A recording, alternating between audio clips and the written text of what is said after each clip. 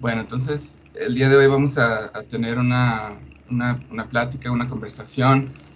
El tema general que hemos definido es un tema que se llama la vida buena, que es un tema que a veces es explorado en libros, en temáticas de ética, en un sentido muy académico, pero vamos a tener una, una plática un tanto informal en torno a esto.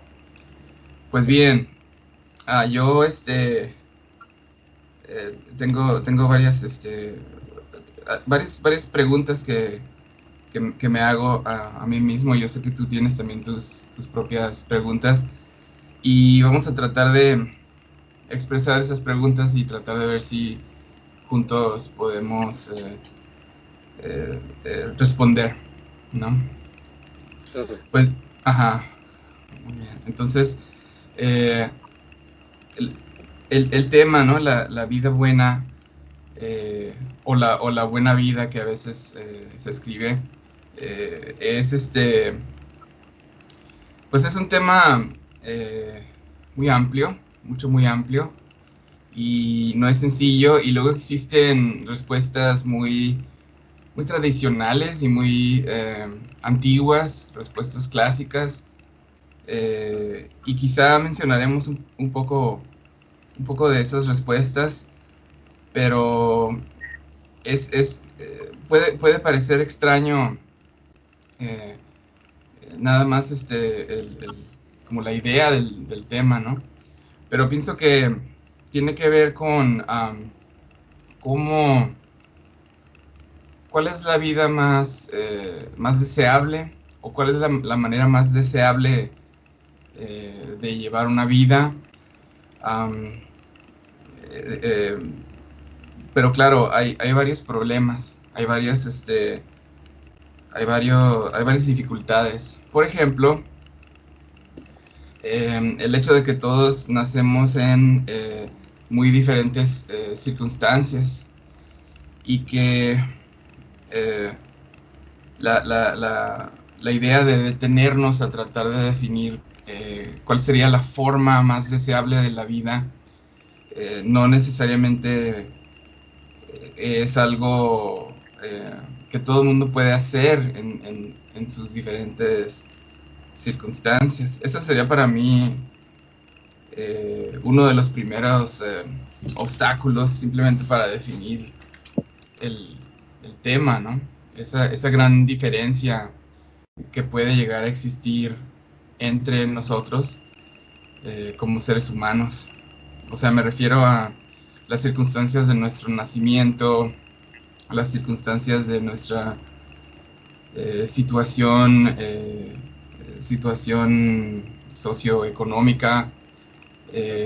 Eso recientemente lo estaba pensando en torno a la idea esa idea heideggeriana del arrojamiento, ¿no? Que emergemos a diferentes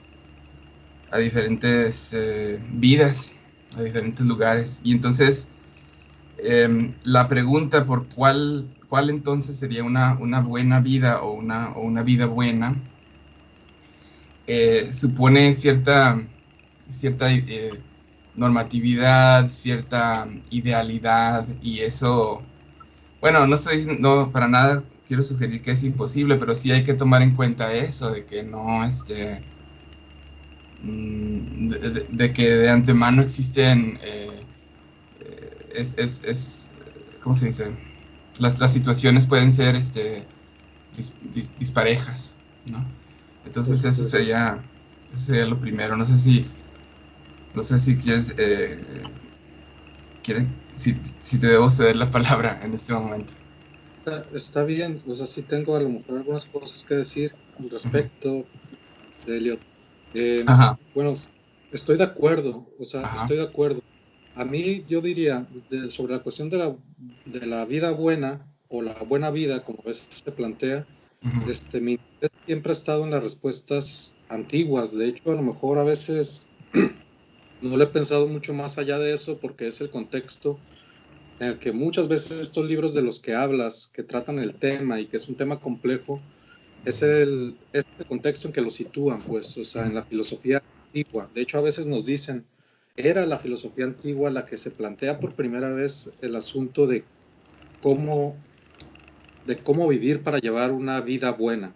Ujú. Y, y bueno, a veces también nos dicen, eso es una ética antigua que se extiende a lo mejor, no sé, por decir Ujú. algo de esto hasta algunos filósofos posteriores a Aristóteles, con los estoicos, con los epicúreos, Ujú. pero la filosofía moral o las respuestas posibles a esta pregunta que se dan Ajá. más contemporáneas, digamos ya en la modernidad, que no se Ujú. preguntan por ello, de cómo vivir para vivir una vida buena, Ujú. sino que se preguntan por el deber, y es la Ujú. manera en que estos libros, no sé, manuales de filosofía quizá, Sí. se producen en el tema de la deontología y de Kant. Ujú. Pero más allá de eso, creo que lo más, bueno, eso como para decir que yo prefiero las respuestas antiguas porque es como el contexto en el que me he sentido más, que he entendido un poquito más, pues, al respecto. Mm, sí. Pero aún así estoy de acuerdo, o sea, de todas maneras eso, con punto de partida, Ujú. implica ya, como dices, una normatividad, una idealización Ujú. de la vida misma. Ujú. O sea, si lo llevamos al aspecto real del asunto, actual del asunto, yo estaría de acuerdo. O sea, es una pregunta difícil porque supone quizá que existen las condiciones para preguntarse, las Sí. condiciones para poder preguntarse Ujú. por una vida buena. Es Sí. decir, puedo decir así, no sé si es lo que mencionabas, si tiene que ver con esto, pero hay personas que se preocupan por su situación socioeconómica, por el lugar y el tiempo en que nacieron, pues, por haber Sí. sido arrojados al mundo, si lo ponemos así en términos Ujú. como que Ujú. deberían haber Sí. nacido en un horizonte específico, Ujú. eh, que más bien tendrían que preguntarse primero cómo sobrevivir para después poder preguntarse cómo llevar una vida Sí. buena. Sí. No quiere decir que no tenga sentido la pregunta cómo llevar una vida mejor o que no tenga Ujú. sentido preguntas acerca de la felicidad y de la justicia, también en el contexto, Ujú. Ujú. también el contexto, también en ese contexto, pues, o sea, también tomando en cuenta, quizá que la pregunta por la vida buena supone un punto de partida, pues no sé cómo decirlo, Pues no, ajá, no, pero, no, quizá no necesariamente privilegiado, pero no, sí, pues estable, por así decirlo, ¿no? Eh, recurriendo a este concepto ya muy utilizado de, ¿cómo le llaman esto? Pirámide de Maslow, donde se habla de que las necesidades materiales están ya satisfechas. Yo pienso que en principio, aun si no están satisfechas esas necesidades, es posible hacer la pregunta, tratar de responder la pregunta. Creo que para cualquier ser humano tiene sentido, en principio, tratar de responder esta pregunta, pero por otro lado también sí podemos aceptar fácilmente que no necesariamente todos querrán a definir esta pregunta, o que su manera de responder la pregunta, como hace rato antes de la grabación me decías, que quizá no necesariamente es con discurso que responderán su pregunta, claro. sino que tú decías que existen ya sus anhelos de las personas, existe también Sí. su quehacer de la vida cotidiana, y es con eso, es esa la respuesta eh, la que en parte ya responde. Así es como me decías, ¿te acuerdas? Sí, yo creo que yo me refería, creo que lo que pensaba un poco es que la vida de las personas en sí misma, antes de plantearse la pregunta, que es planteársela desde un punto de vista filosófico, antes de plantearse las preguntas, independientemente de si Ujú. se plantea la pregunta o no, si se la encuentran alguna vez o no, o tiene sentido así formulada como pregunta, Ujú. es una cuestión que antes de ser una formulación, este, gramatical, la manera de cuestionar, pregunta, antes que eso, tiene que ver con el sentido y que la vida misma de las personas tiene sentido y que la pregunta, si lo podemos poner así, o esta cuestión de cómo vivir para llevar una vida buena, es más bien una cuestión de sentido que orienta la vida de las personas y que las orienta activamente en su propia vida, pues. No sé, me parece que la cuestión es incluso anterior a la posibilidad de plantear la pregunta, incluso anterior a la posibilidad de que se trate de una cuestión discursiva. O sea, es la vida misma de las personas la que responde de algún modo, y no solo responde, la que está planteando el sentido de la pregunta desde antes que nos la formulemos filosóficamente, pues. ¿No? Sí, pero al mismo tiempo creo también... discúlpame, te interrumpí. No, ok. No, al mismo tiempo creo también que somos seres discursivos, todos, aún las personas que no se plantean estas cosas de una manera tan formal. De todos modos, somos todos seres discursivos, porque todos hablamos, todos somos seres parlantes, pues, y pienso que está implícito algún tipo de discurso o algún tipo de anhelo, o algún tipo de uno o más valores que guían la vida de la persona. Y estoy pensando en un sentido como muy casi a nivel psicológico, ¿no?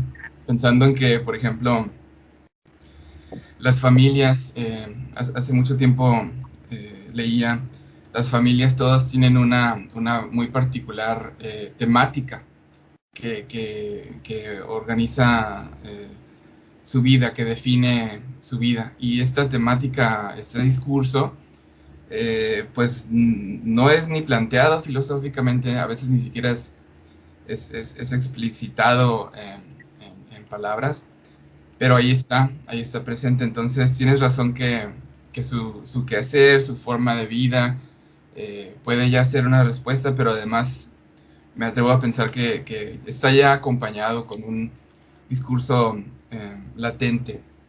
O sea, así sí.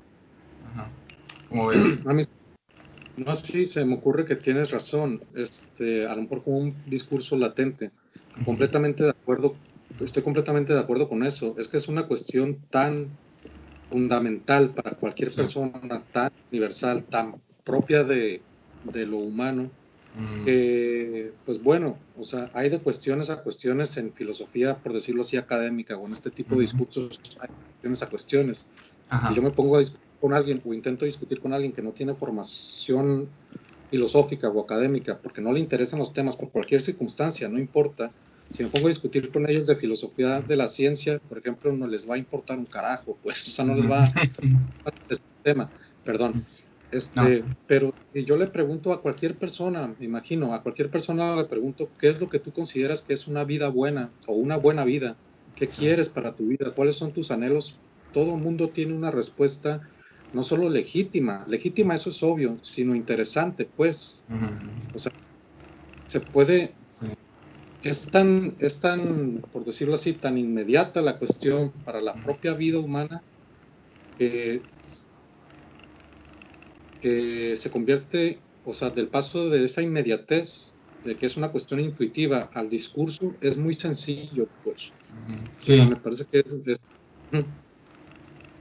Sí, es como si, tienes razón, cuando uno platica con cualquier persona, es sorprendente la claridad de la respuesta en ocasiones, la sencillez de la respuesta, pero la claridad de la respuesta, casi como si fuera tan obvia la respuesta que para ellos, que parecería que se confirma cierta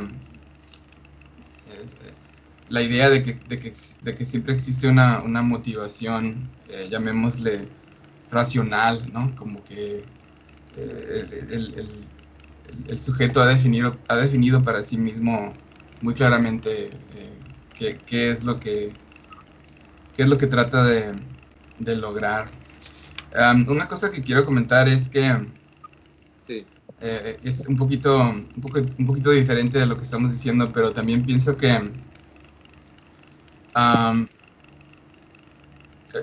retomando algo que decías tú sobre las respuestas clásicas y el tipo de pregunta que es, también pienso que es una pregunta muy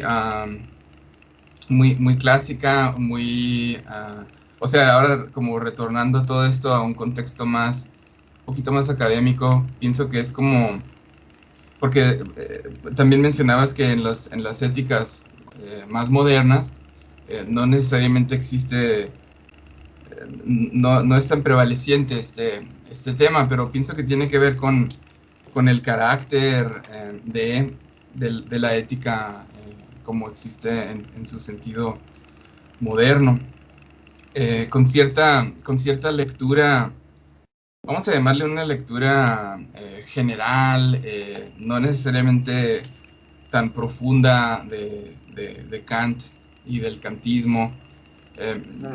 Hacías alusión a los manuales de ética. Yo me estaba acordando que de los primeros manuales de filosofía y de ética que llegué a leer, siempre existía una caracterización muy curiosa del kantismo en este terreno de la ética. Se hablaba de formalismo. No sé si alguna vez llegaste a leer esto o si tienes familiaridad con esta expresión formalismo kantiano. Kantiano.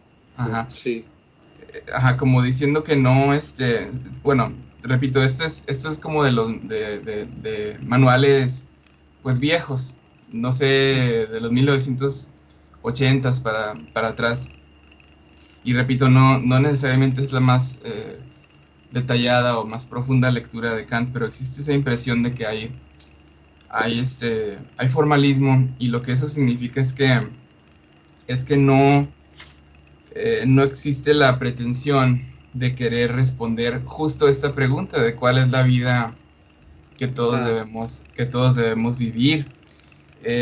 Y también quiero mencionar y asociarlo a un libro que se llama Tras la virtud, de Alasdair MacIntyre, y parte del tema de ese libro es que es una denuncia y una queja contra ese formalismo percibido,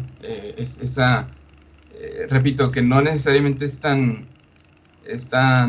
fiel al texto de Kant, o sea, que pueden existir diferentes comentaristas y expertos de Kant que nos aclaren que es muy sencilla y que es muy reductiva esa lectura del formalismo, pero MacIntyre, para tratar de crear su propio discurso, por lo menos plantea esa visión sencilla del kantismo como su oponente, y entonces él culpa culpa a Kant, pero digamos que más bien en realidad culpa a esa lectura de Kant como algo que ha cambiado y ha definido la filosofía moral en la modernidad. Y entonces siente que, dicho en términos muy sencillos, siente que la ética no les puede decir a las personas cómo vivir. No existe la sugerencia, no hay un contenido, no hay una guía, pues, que la ética no puede guiar a las personas a los valores últimos que deberían ser deseables. Y me parece que esa es una crítica, es interesante. Al mismo tiempo, pienso que tiene sus propios problemas, y que son los problemas de la pregunta misma. Aquí casi regreso al inicio de la pregunta, porque la pregunta supone que existe una respuesta objetiva, además de las condiciones ideales, además de todo esto que ya mencionábamos al inicio, supone que hay una objetividad, o sea, de que existiría una respuesta válida para todos nosotros, para todos, pues es lo que estoy queriendo decir. Y en el caso de MacIntyre, él no tiene problema con aceptar esa suposición de que existiría esa respuesta. Pero para mí no es algo tan seguro de que, o más bien quiero decir, no es tan seguro de que existiría esa objetividad de la respuesta. Pero al mismo tiempo tampoco me gusta la idea de renunciar y decir, no, nunca habrá ninguna objetividad, no es posible responder esto en manera alguna. Eso tampoco me atrae. Me gustaría pensar que sí es posible. Y también me gusta tratar de pensar que también es valiosa la idea de dejar a las personas que respondan como quieran, que respondan a cuál es la vida buena, la vida deseable, como ellos quieran, de no tratar de imponer una respuesta, no tratar de que sea una imposición. ¿Tú qué opinas? ¿Cómo ves? Sí, bueno, de acuerdo, tratando de seguir un poco lo que dijiste, no sé, mi percepción un poco respecto a Kant y estas críticas que de alguna manera tienen que estar justificadas, son reductivas, pero algo hay de cierto pues en ellas. Sí, sí, tienes razón.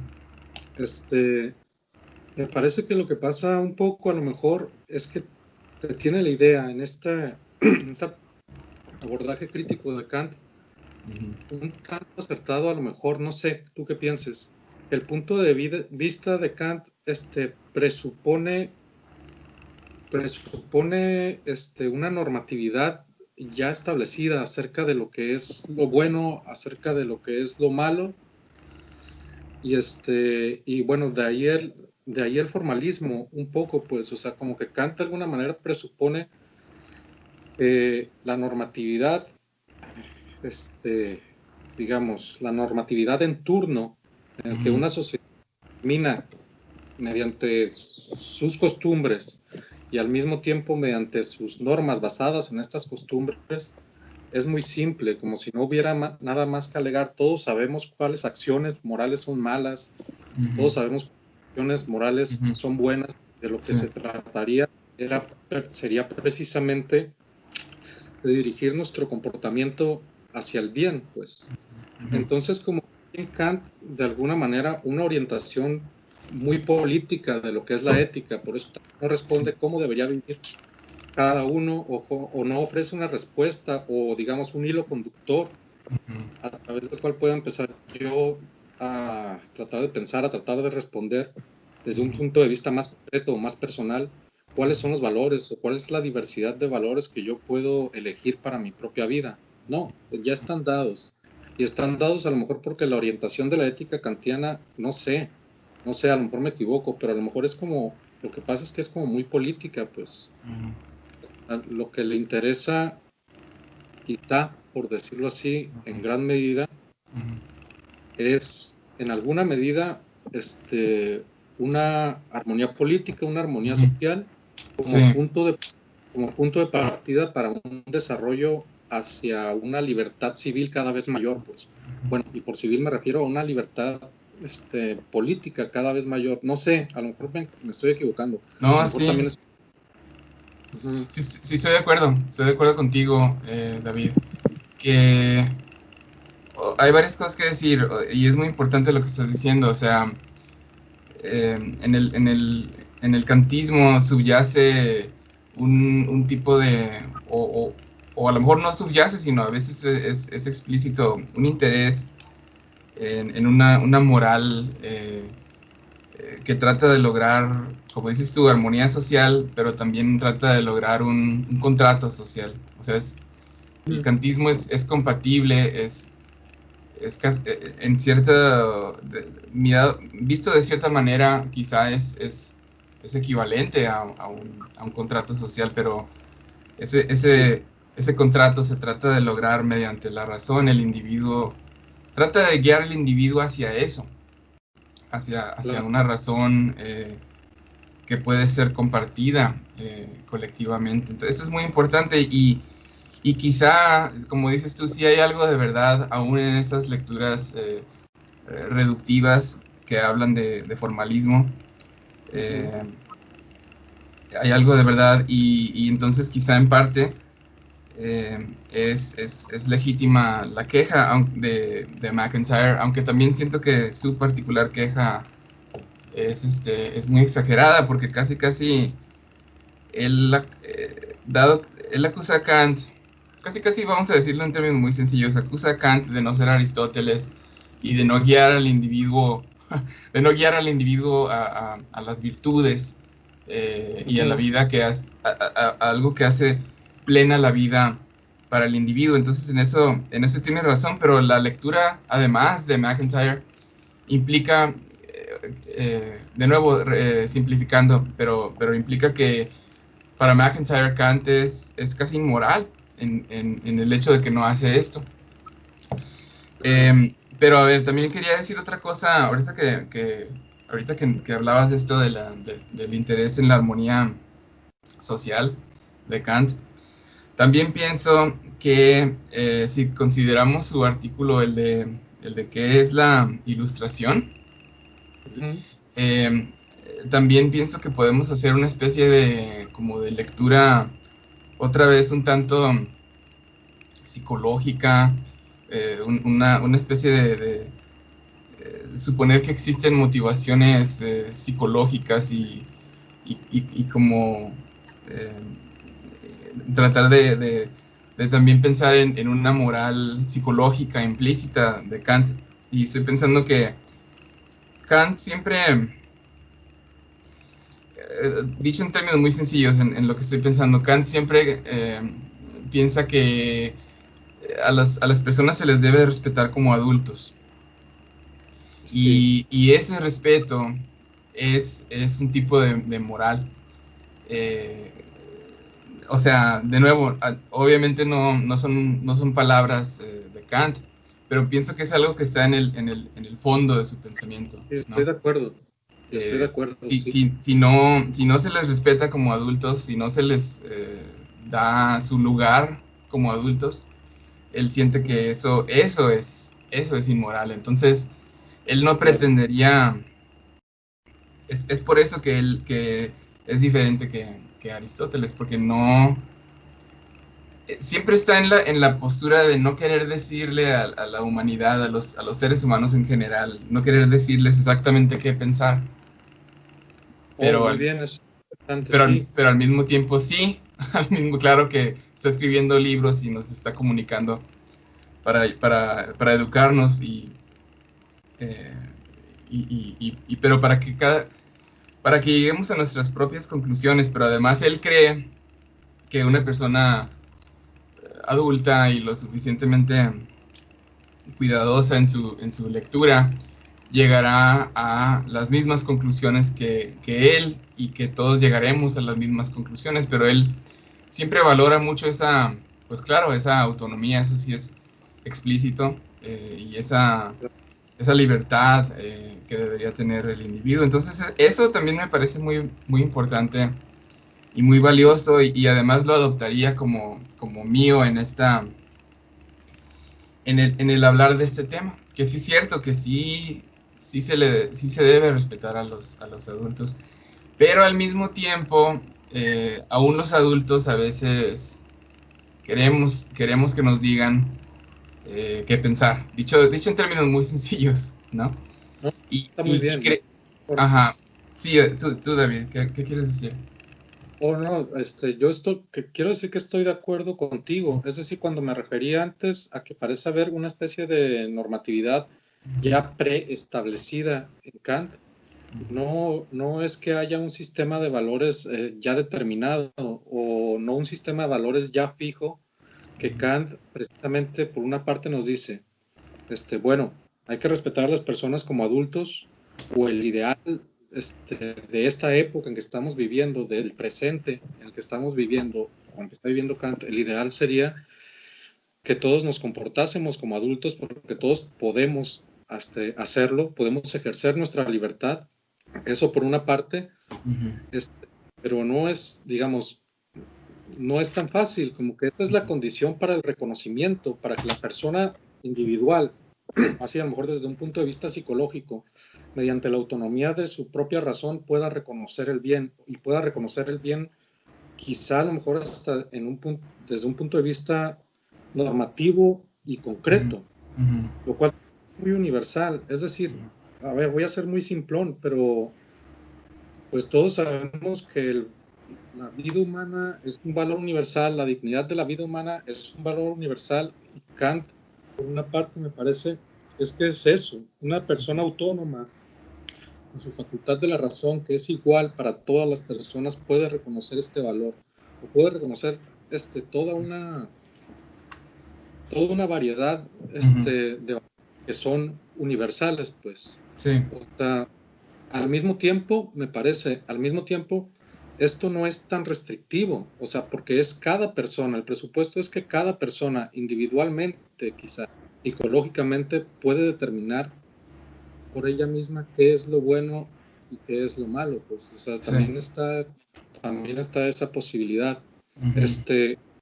A lo mejor nada más señalar que aún así ese planteamiento, aún podríamos estar de acuerdo de cualquier manera en que no se plantea, por lo menos explícitamente o de manera importante, o no le interesa mucho, quizá, responder a qué es una vida buena desde el punto de vista de los objetivos, finalidades individuales, pues, de cada persona, como que sí es una cuestión, y si lo puedo poner así, o sea, la felicidad individual sí es una cuestión que queda fuera de esta ética, pero porque no es lo que se está preguntando Kant. O sea, no porque desprecie la pregunta, no porque esté enterado de que a lo mejor tuviera que haber para la filosofía moral una continuidad necesaria entre la ética de las virtudes de Aristóteles o este tipo de planteamientos antiguos en que la cuestión central es cómo debería vivir, pues, o sea, en la que la pregunta se nos presenta como muy cercana, muy cercana al enigma mismo de la vida individual, ¿no? Sí. O sea, sí. Yo pienso que la idea de la felicidad individual, bueno, creo que sí está considerada como parte, está contenida dentro de los intereses racionales del individuo. Kant sí lo tiene incluido ahí, pero no es tan importante porque, como dices tú, eso no es, el propósito final no es dirigirse nada más a la singularidad de la vida del individuo, sino cómo el individuo se puede integrar a la comunidad y a la sociedad. Se ha dicho que la suya es una ética de principios, y sí, entonces quizá el más alto principio, el más importante principio, es lo que llama, es su concepto de la humanidad que cada uno tenemos, ¿no? Ese es el más alto valor y el más alto, o sea, lo que debe ser valorado de manera más alta, y que por lo tanto podemos inferir el principio de respetar eso, y ahí está eso de la felicidad. Pero entonces la diferencia con Aristóteles es que, como decía, la ética de Kant es una ética de principios, pero la ética de Aristóteles, se ha dicho, creo que fue Alan Wood, uno de los expertos en Kant, la ética de Aristóteles, en cambio, es una ética de ideales. Y eso significa que son los ideales que el individuo puede adoptar para el beneficio de su propia vida. Y entonces en Aristóteles está, posiblemente no está tan marcada este interés, esta motivación psicológica, como le llamaba yo, por tratar de obtener esa visión de armonía social que decías tú, o de tratar de obtener un contrato social, sino que más bien el sentimiento griego era que si cada individuo se puede gobernar a sí mismo, eso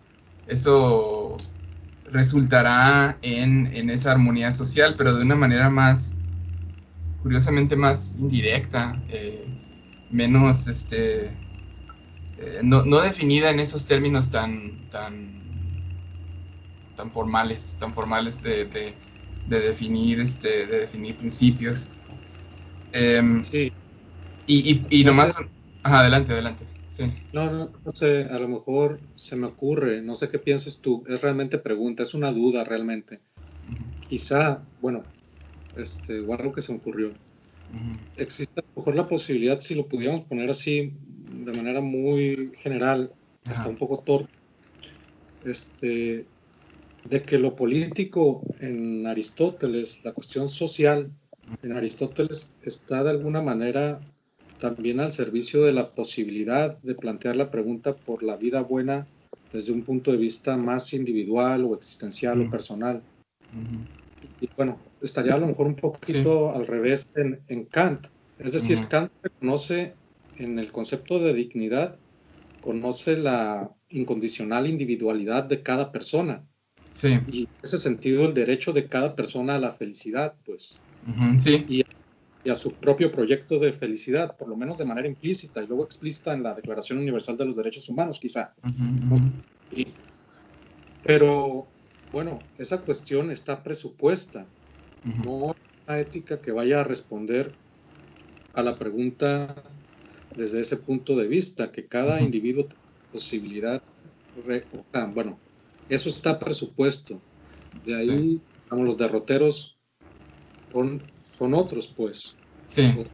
Como que el objetivo es garantizar precisamente una filosofía moral o una filosofía práctica en general, incluyendo cuestiones de jurídicas, políticas y propiamente, propiamente morales, Sí. que primero garantice las condiciones posibles para que esos proyectos individuales sean posibles, Sean pues. posibles, sí. Sí, Y completamente de acuerdo. De acuerdo. Y entonces los pasos específicos para la obtención de esa felicidad es lo que no interesa. Em, y que, por ejemplo, regresando a MacIntyre cree que eso sí está presente en Aristóteles, en los griegos en general, y por eso casi la totalidad de su proyecto de MacIntyre es decirnos que que la ética y que todos en realidad deberíamos regresar a eso, a esa manera de pensar, a esa manera de sentir. Pero bueno, independientemente de lo que dice MacIntyre, también quería yo decir que es muy interesante lo de Aristóteles porque toda la pregunta por cuál es la vida buena, no, siento que en Aristóteles y en los griegos en general no existe una distinción, o creo que no existe, o opino que no existe una distinción tan clara entre el sentido más moral de la pregunta de cuál es una vida buena y el sentido más práctico, o como a veces se dice, de las cosas que he leído, cosas más modernas, a veces le llaman prudencial. O sea, un interés prudencial quiere decir lo que es más prudente, lo que es más conveniente para el individuo, ¿no? Lo que mejor conviene al individuo, lo que mejor beneficia al individuo. Entonces, no, la filosofía moral de Aristóteles no, no hace esa distinción. Ambas cosas son la misma cosa. Creo Sí. que es así. Y, Sí. ¿verdad? Y eso lo hace muy interesante, ¿no? Abre un montón de posibilidades. No sé si lo entiendo, Elliot. Te lo pregunto. Sería como, ok, si vamos a dar respuesta a qué es una vida buena, no empezaríamos a responder normativamente, bueno, aquí están los valores, esos son los valores posibles ya reconocidos, y tendríamos que dirigir nuestra vida, o conducir nuestra vida como una persecución de estos valores, pues, o sea, tratar de que el comportamiento se adecue a Sí, estos ideales, por ponerlo así, sí, sino que más bien la pregunta es mucho más amplia. La pregunta por la vida buena sería la pregunta por lo que es bueno para mí como persona en general. Y ujú, esto quizá puede incluir otro montón de cosas, no nada más ujú, lo que de manera muy llana, así muy general también ujú, llamamos valores de carácter ético o de carácter moral, sino todo aquello que es bueno para mí, pues puede haber cosas, y me refiero a cosas materiales, o puede haber ajá, comportamientos, actitudes sí, que sean buenas para mí, puede haber personas que sean buenas para mí, mmm, digamos, bueno, no sé, desde personas, cosas, ideales, etcétera. O sea, eso ujú, extiende la pregunta, la hace mucho más amplia. Yo no sé sí, si, bueno, sí, prudencial, lo entiendo, prudencial. A mí me ujú, parece, aunque estoy estirando ahí un poco los términos, me ujú, parece esto que podríamos decir hasta personal, existencial, sí, como, ajá, como que se refiere el sentido de la vida buena también tendría que ver con el sentido de la vida en general, pues, un poco. sí, sí,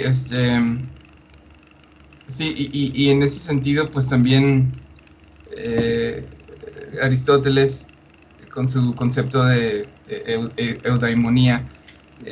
él utiliza ese criterio para decirnos, mira, esta persona está viviendo una vida buena y está viviendo esa vida óptima, ¿no? Está viviendo, está aprovechando las posibilidades en un sentido existencial incluso. Eh, pero sí me sigue pareciendo muy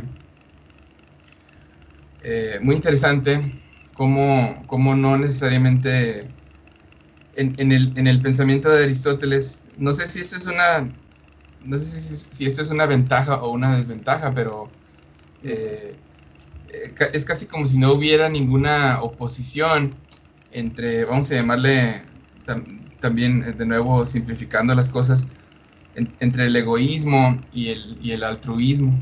O sea, él cree que ambas cosas funcionan casi de manera armónica y quizá tiene que ver con eh, como con cierto sentimiento de los antiguos, ciertas suposiciones de los antiguos que tenía que ver con que existe armonía en el universo.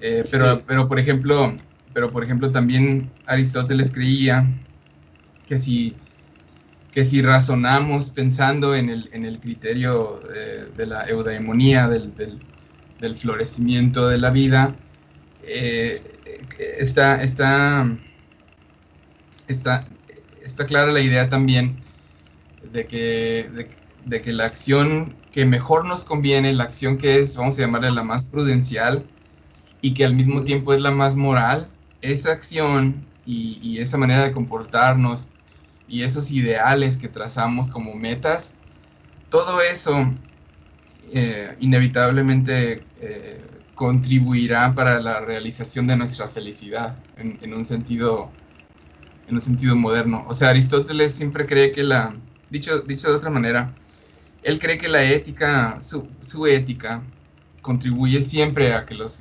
individuos sean felices. Y esa es una muy interesante suposición, pero fíjate, lo que me ha gustado de estas últimas cosas que hemos dicho ajá, es que hay varios sentidos dobles por lo menos para nuestra manera de entender las cosas, hay varios sí, sentidos dobles de los términos.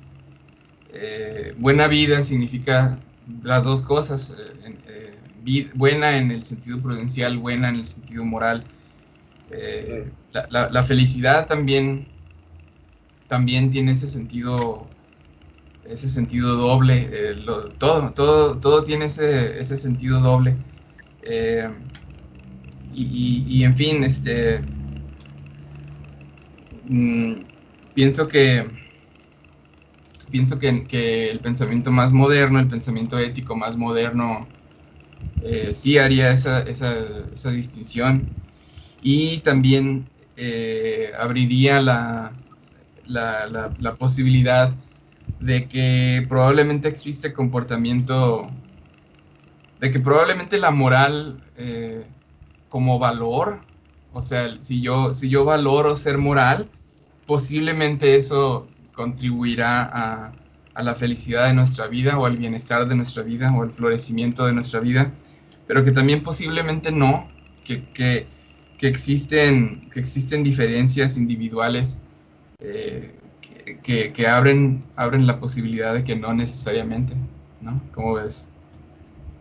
Sí, bueno, no sé, también un motivo constante, me parece, por lo menos desde Sócrates a Aristóteles, para hablar más o menos en el contexto del que mencionas, es que la felicidad es susceptible de reconocimiento racional, ¿no? Ajá. O sea, que el asunto que mencionas también, de una distinción entre una felicidad prudencial y una felicidad moral, por lo menos para los antiguos, no lo es tanto, no se puede distinguir tanto, porque precisamente el reconocimiento de qué es aquello que nos haría felices, pues tiene que ver con una razón, pues, es decir, un sentido prudencial no necesariamente implicaría un individualismo radical o algún tipo de... no implicaría necesariamente egoísmo, por decirlo así, pues porque sí, lo que entendemos por motivaciones egoístas muchas veces no son racionales, no sé. Ajá. Sí, pero ellos no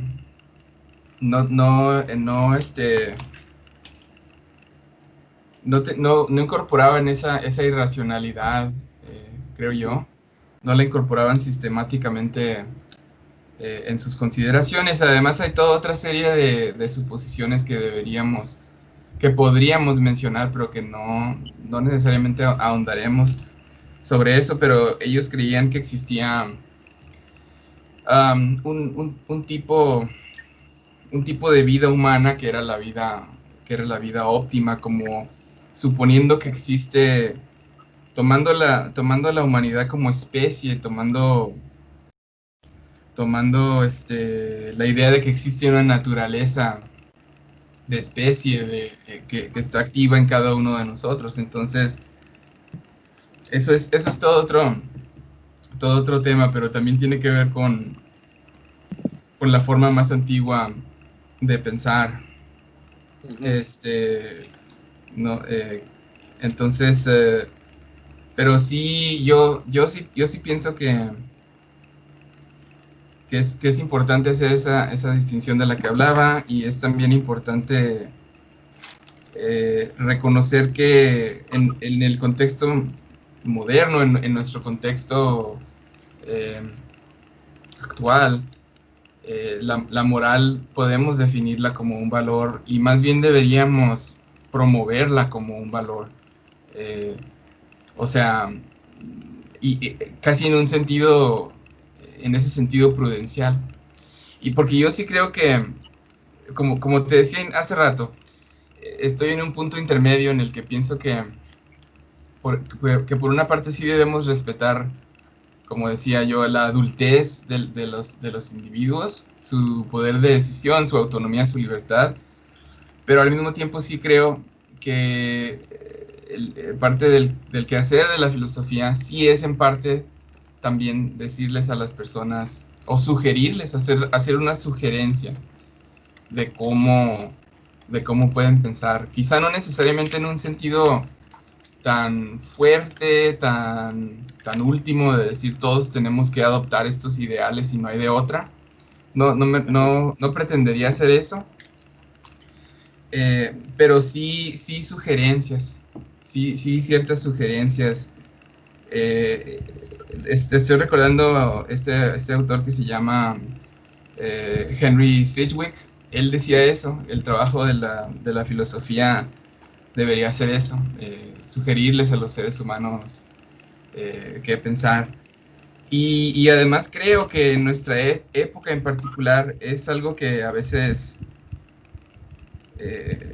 pienso que muchas personas tienen esa necesidad y ese deseo de ser guiados, ¿no? Existe eso de una manera muy fuerte.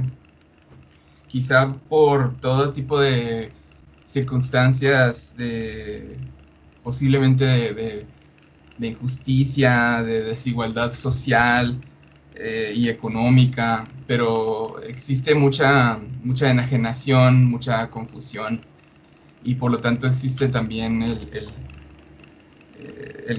clamor, por así decirlo, por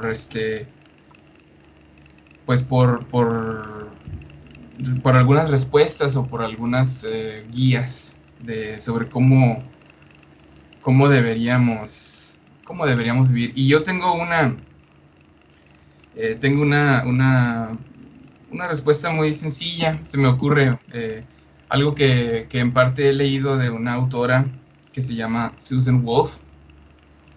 Okay. Ella escribió un libro que se llama el sentido en la vida y por qué importa. Ella es una filósofa, pero ella define el tema del sentido como algo que a veces es ética, a veces tiene que ver con la moral, pero no siempre, no necesariamente es ética.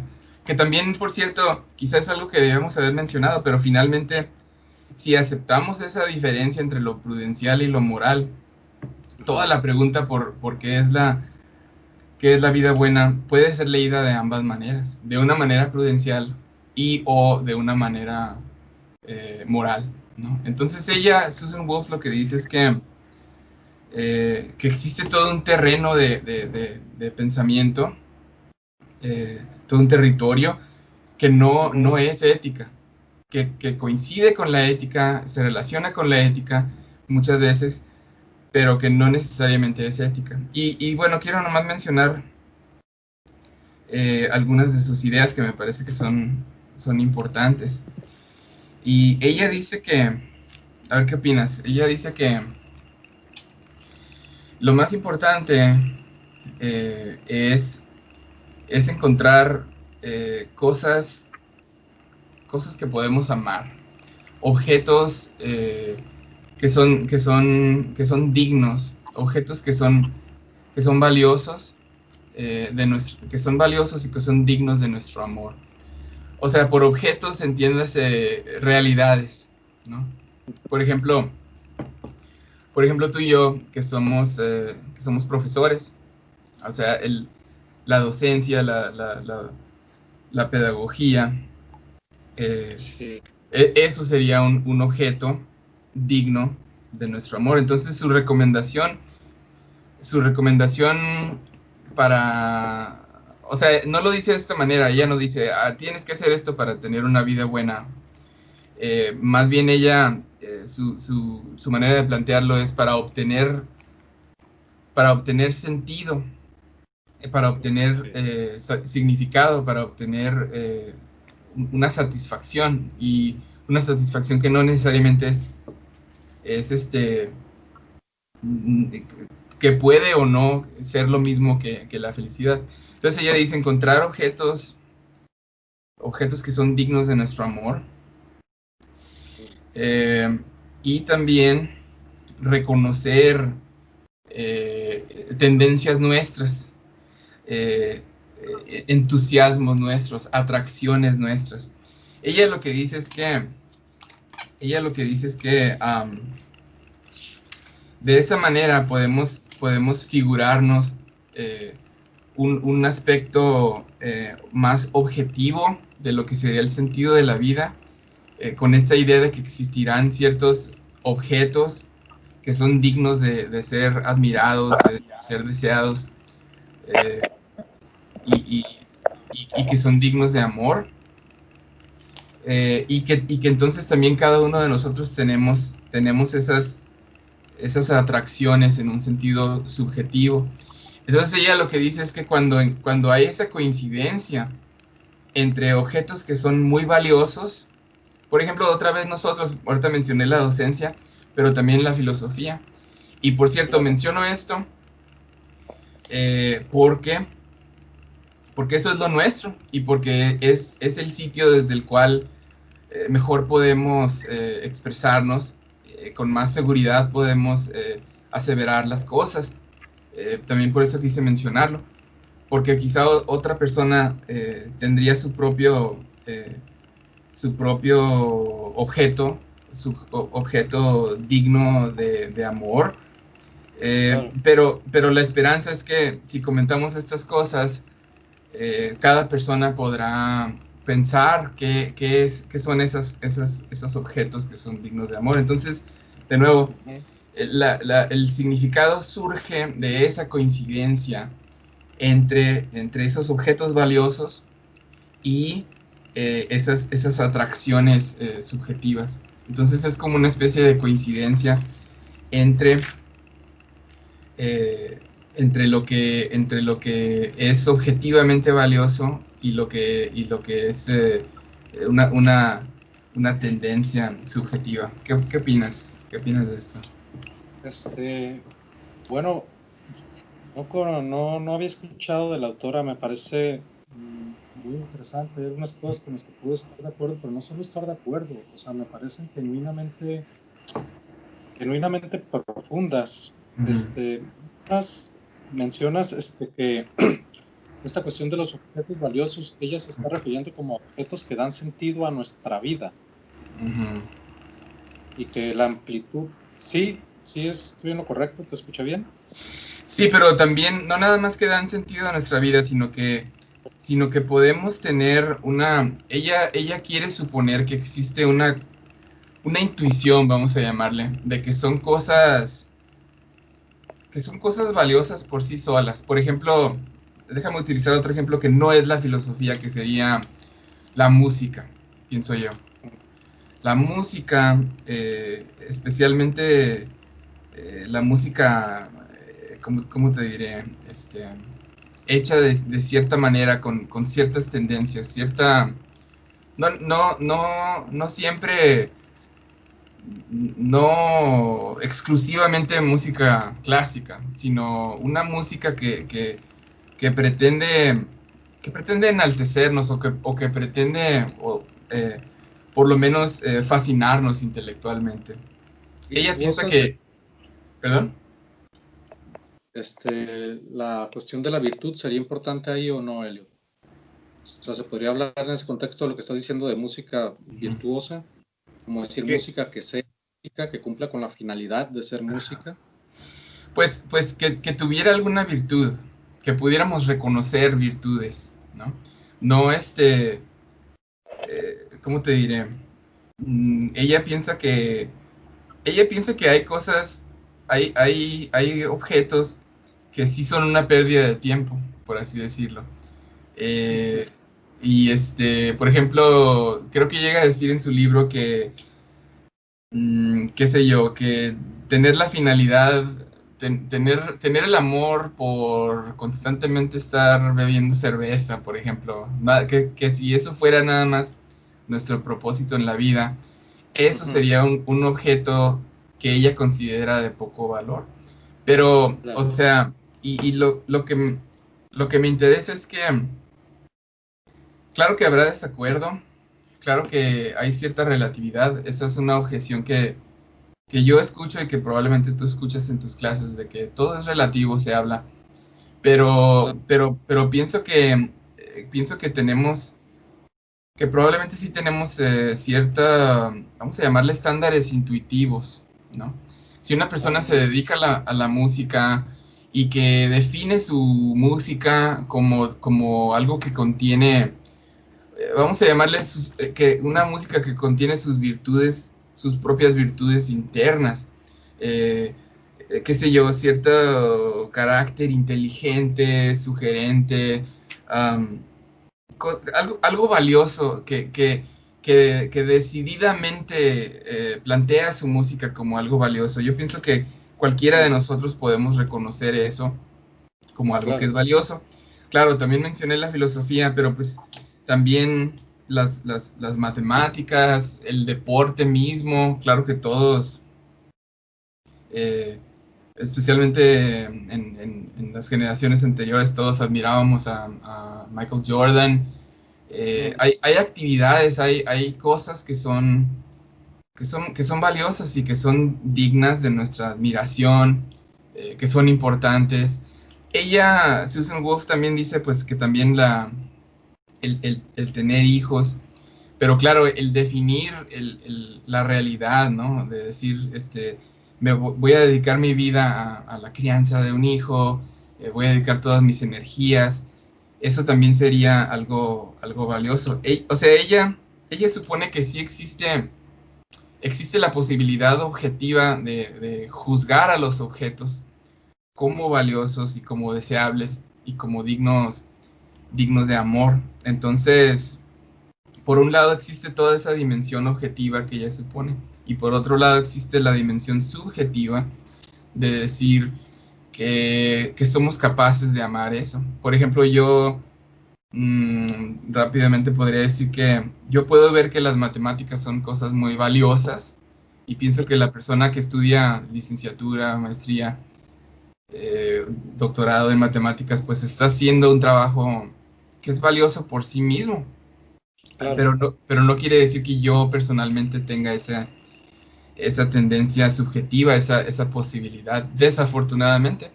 Porque, bueno, no sé si te he contado alguna vez, David, pero yo muchas veces pienso esto en términos de